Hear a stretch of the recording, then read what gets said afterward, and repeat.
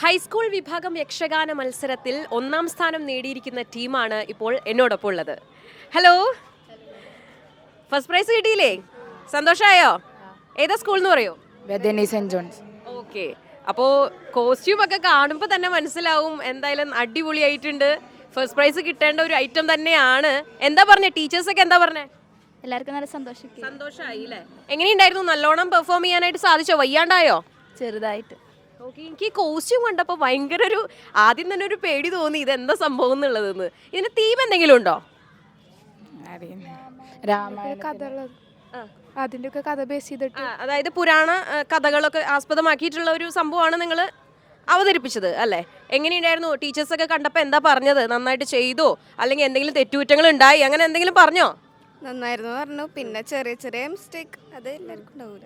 ഞാൻ നേരത്തെ കണ്ടപ്പോൾ ചിലവരൊക്കെ ആ തലയിലുള്ള ഭാരം കാരണം, ഹെവി ആയത് കാരണം ആകെ വയ്യാണ്ടിരിക്കുന്ന ഒരു അവസ്ഥയിലായിരുന്നു. എന്തുകൊണ്ടാണ്? ഭയങ്കര എന്താ പറയുക, കോസ്റ്റ്യൂം തന്നെ അതിൽ മികച്ച ഒരു കാര്യമാണ് ഈ ഒരു ഐറ്റത്തിൽ. അപ്പോൾ അതുകൊണ്ട് തന്നെ നിങ്ങൾക്ക് ഫസ്റ്റ് പ്രൈസ് കിട്ടാണ്ടിരിക്കുന്നത് തന്നെ ഒരു എന്താ പറയുക, ഫസ്റ്റ് പ്രൈസ് കിട്ടേണ്ട ഒരു ഐറ്റം തന്നെയാണ്.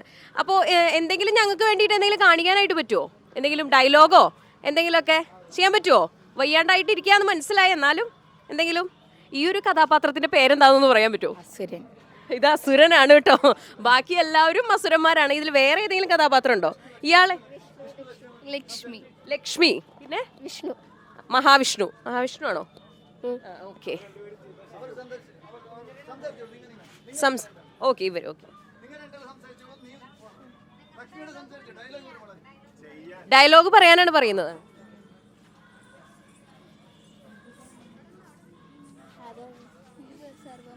സർവമംഗളമംഗല്യേ ശിവേ സർവാത്ര സ്വാതികേ ശരണ്യേ ത്രയംബകേ ദേവി നാരായണി നമോസ്തുതേ. പടതി ಲಕ್ಷ್ಮಿ ವಲ್ಲಭ ವೈಕುಂಠ ತಲ್ಲಿ ನೆಲೆಯಾಗಿ ಧರ್ಮವನ್ನು ರಕ್ಷಿಸುತ್ತ ಕಾಲವನ್ನು ಕಳೆದಿದ್ದೇನೆ. ಭೂಮಿಯಲ್ಲಿ ನನ್ನನ್ನು ದೇವನೆಂದು ಎಲ್ಲರೂ ಹೊಗಳಿದಿದ್ದೇನೆ.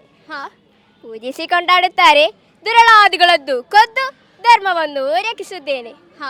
ವಲ್ಲಭೇ ಸ್ವಾಮಿ. ನೀರು ಮುಖದಲ್ಲಿ ಮಂದಹಾಸನಗೂ ಏನೇ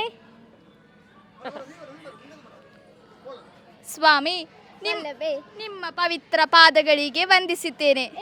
ಸ್ವಾಮಿ, ನೀವು ಮಾಡಿದ ಗೆಣಗಾರೆ ಒಂದೇ ಎರಡೇ. ಇದನ್ನು ಹೊಗಳುವುದಕ್ಕೆ ಶೇಷನಿಂದಲೂ ಸಾಧ್ಯವಿಲ್ಲ.